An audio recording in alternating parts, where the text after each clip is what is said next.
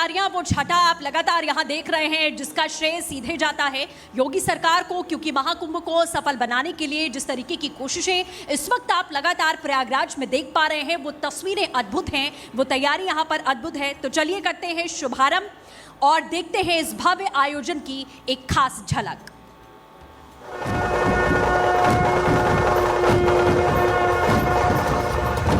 तीर्थराज प्रयागराज में सनातन संस्कृति और आस्था का सबसे बड़ा उत्सव महाकुंभ आध्यात्मिकता, परंपरा और मोक्ष की त्रिवेणी पर आधारित यह भव्य पर्व, जहां जुटेंगे 45 करोड़ से ज्यादा श्रद्धालु एक साथ। उत्तर प्रदेश में योगी सरकार के परिश्रम और प्रतिबद्धता से महाकुंभ 2025 बनने जा रहा है।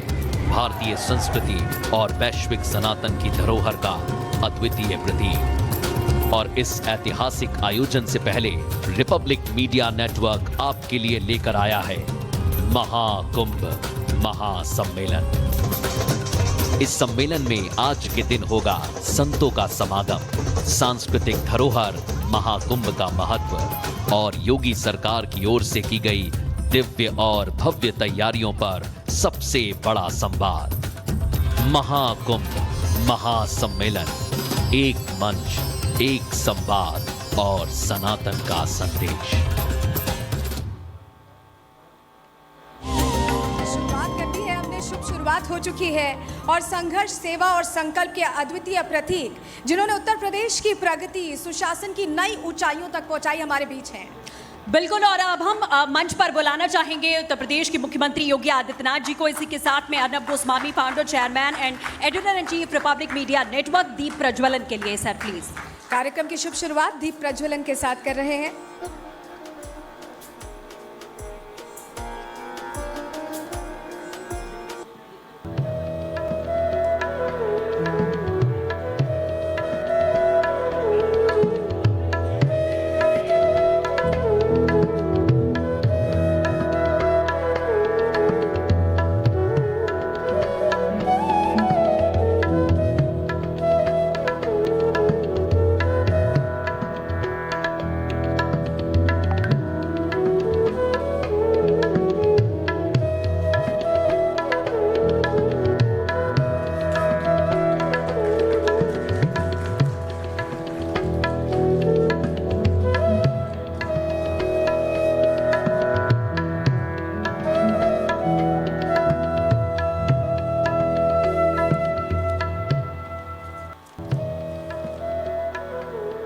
और अब हम अनुरोध करेंगे हमारे editor in chief, founder, chairman Arnab Goswami ji से कि वो शुरुआत करें।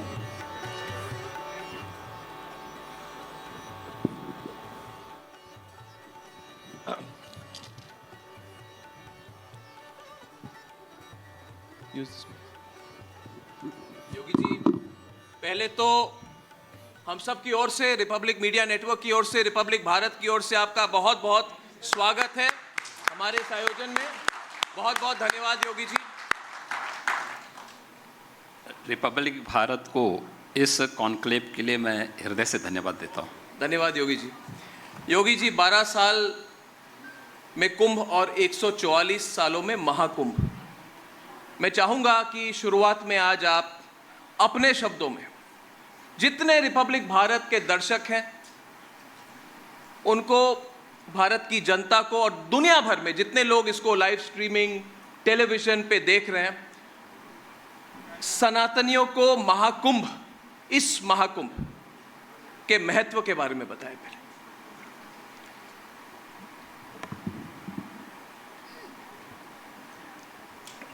देखिए, भारत की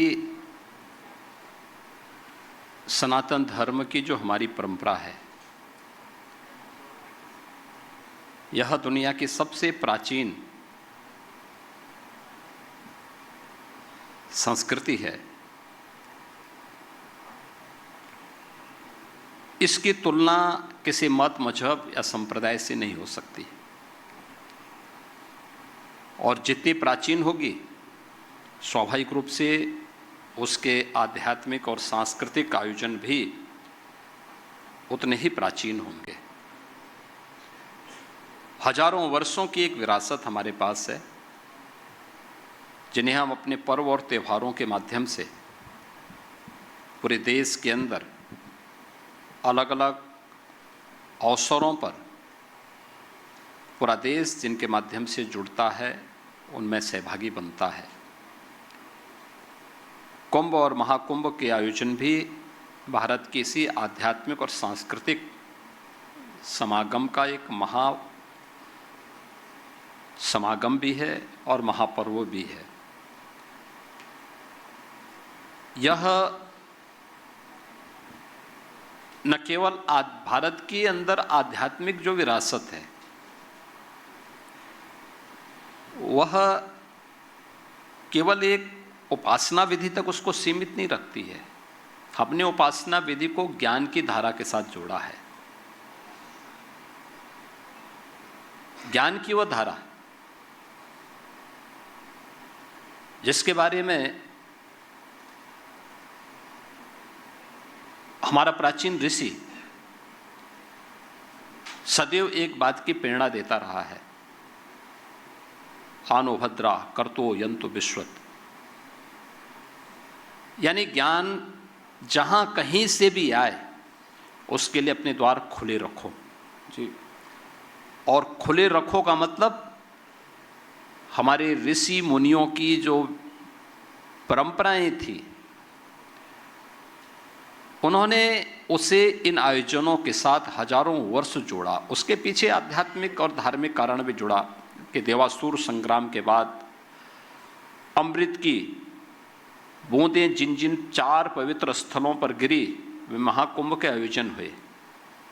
लेकिन हमारी ऋषि परंपरा के लिए ये सब भारत की ज्ञान की इस समृद्ध परंपरा में चिंतन मनन के भी एक अवसर थे। प्रयागराज, हरिद्वार, उज्जैन और नासिक त्र्यंबकेश्वर अंदर 2 उत्तर भारत में, एक मध्य भारत में, एक दक्षिण भारत में। ये भारत को उन स्थलों पर पूरे भारत के ऋषि मुनि एकत्र होकर के भारत की एक उस समय की परिस्थितियों पर चिंतन करके फिर एक नई दिशा देने का कार्य उसके माध्यम से करते थे। और इस प्रकार के अनेक उदाहरण भारत की परंपरा में देखने को मिलते हैं। अगर आप देखेंगे कि महाभारत के पहले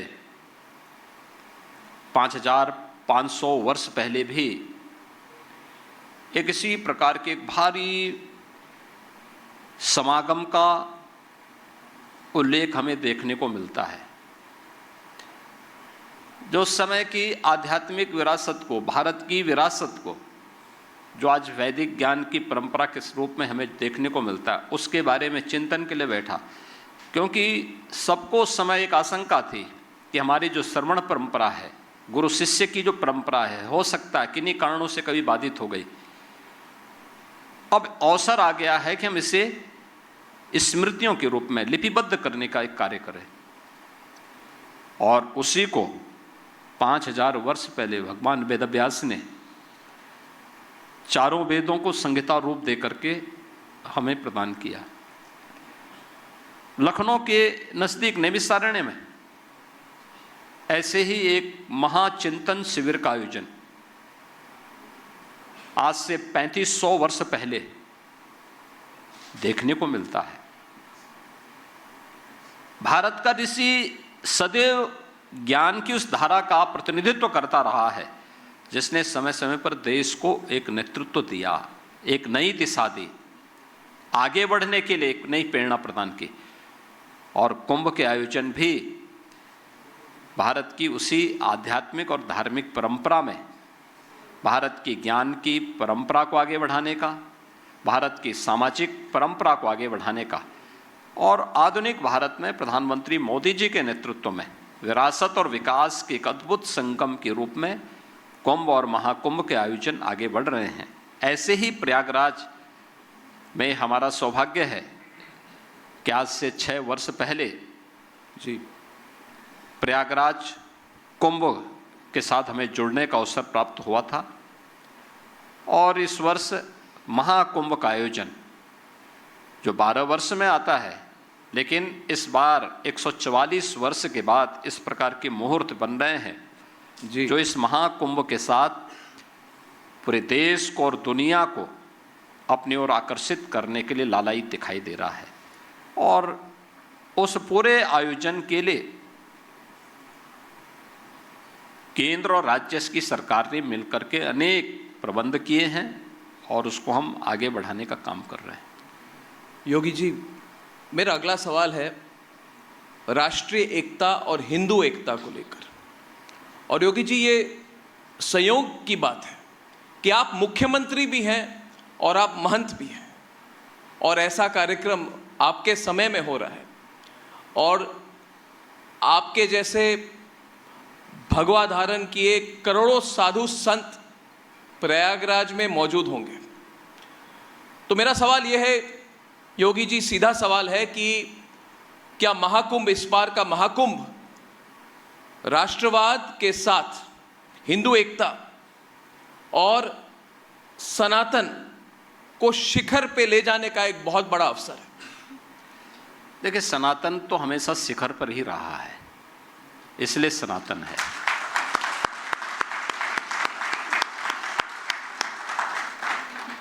दूसरा है, हिंदू एकता और राष्ट्रीय एकता एक दूसरे के पूरक है। याद रखना, मैंने एक बार कहा था कि बटेंगे तो कटेंगे। जी, ऐसे ही नहीं कहा था, इतिहास इस बात का गवाह है। एक हैं तो सेफ हैं।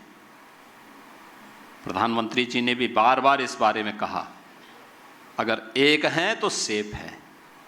और याद करिए,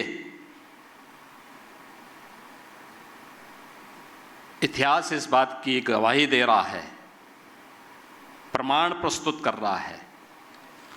और 2017 के पहले यही उत्तर प्रदेश था जहां पे प्लान होता था, कैराना से, कांधला से, संभल से, और आज फिर से प्लान अब अपराधी और माफिया कर रहे हैं, वे देशद्रोही तत्व कर रहे हैं।